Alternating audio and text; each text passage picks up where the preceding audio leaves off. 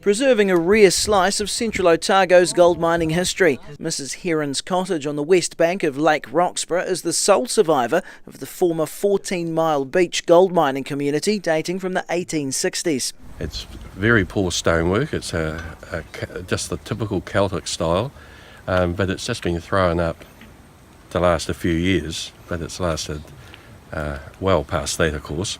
The restoration work's been funded by Contact Energy, which has an agreement with Heritage New Zealand to work together to manage archaeological sites along the Clutha.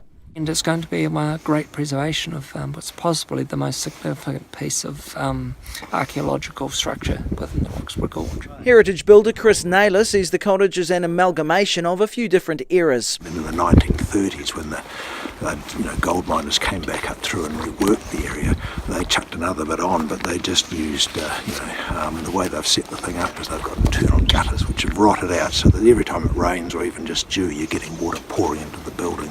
The cottage was originally home to Henry and Harriet Heron, who worked a gold mining claim at 14 Mile Beach below the cottage at the base of the gorge. One of the great sort of stories is that he used to be paid in gold, and he every night used to just put this gold somewhere in a camp oven on about a 40-minute walk. And unfortunately he died instantly, and no one ever knew where the gold was kept. There's still sometimes people look for it today, but somewhere is a camp oven full of gold. Or it could be underwater along with other mining sites and dwellings after the construction of the Roxburgh Dam in the 50s and the subsequent flooding of the gorge. Either way, it makes the preservation of Mrs Heron's cottage even more important. In Roxburgh, the South Today.